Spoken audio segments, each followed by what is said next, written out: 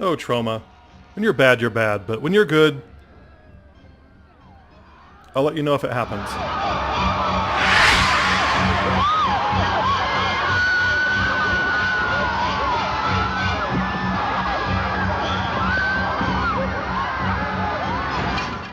Roy Kent is the new pro at the Tall Grass Country Club, a mid-level club that's looking to go big time with a televised golf tournament. He was hired over Kelly, played by Victoria Scott, who resents being passed over for a man. Roy is magnanimous though, or bored, or constipated? Honestly, from Robert North's performance, it's hard to tell. Roy is also a recovering alcoholic, we're told, and he choked in his one chance to be on the regular circuit. He's still a hot property with the rich country clubbers, though, and winds up sleeping with the club owner's wife.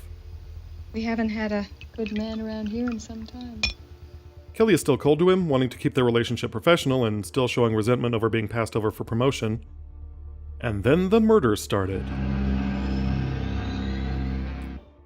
Roy and Kelly have to work together, though, as golfers and local towny trespassers who come to the links to make out are turning up dead, hacked to pieces.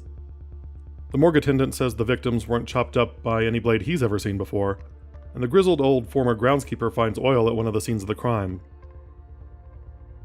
Roy wants to shut down the club, but the country club's owner wants to keep the murders out of the press, what with a big tournament coming up. Kelly tells him to shape up because this is a big deal for the charities, too. When a caddy is murdered right in front of everyone's eyes, the club owner puts a bounty on the head of the culprit to make sure the tournament can go ahead as planned. This leads to a bunch of slack-jawed yokel vigilantes dangerously rushing out to capture the— oh shit, it's Jaws.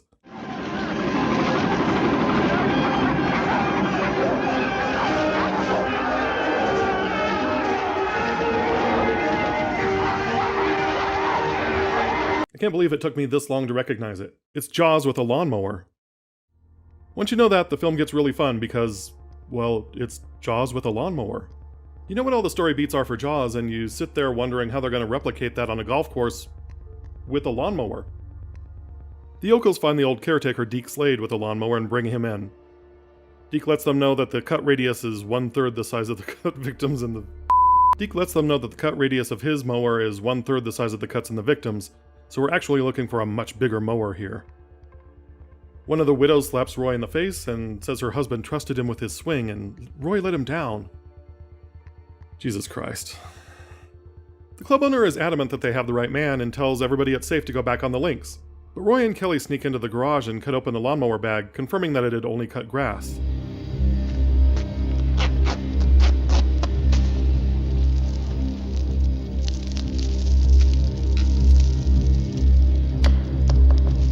This was no mowing accident. Of course, the tournament turns into a massacre with the real mower, well, mowing down everybody on live television. Deke offers to hunt the mower down for $20,000 and bring back the blade, the clutch, and the whole damn thing.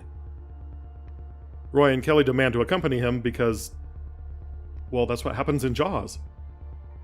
If you've seen Jaws, you know how the rest goes. The trio goes out on the links, discovers that the mower is bigger than they anticipated, and wind up in a duel to the death.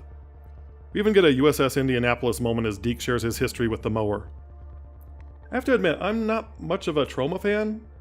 I like some of the performers, and I appreciate their willingness to go there, but it's just not my thing in general. That being said, Blades is a lot of fun, and part of that is probably due to the fact that it copies the story beats in one of the greatest films of all time.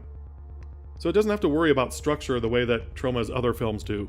But more than that, I appreciate that everyone in this movie just acknowledges that this is Jaws with a lawnmower. But, and here's the key thing, no one acts like they're in a movie that's Jaws with a lawnmower. They all act like they're in Jaws. That's the only way that this could work.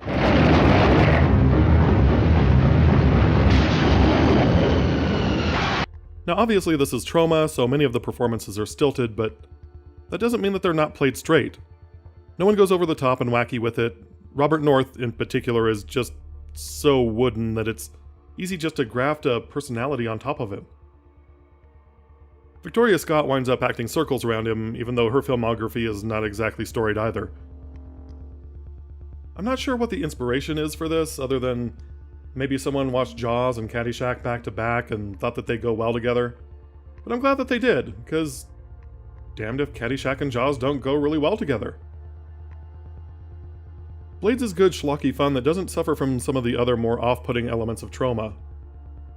This would be a fine, safe film to show at parties when you've gotten tired of The Room and all of those Neil Breen films. I assume the only reason it never reached midnight movie status is it's just kind of hard to find. But now it's on Amazon Prime, so there's really no excuse. It's fun and campy with a good premise. I say give it a once through if you're into movies like Saturday the 14th and Student Bodies.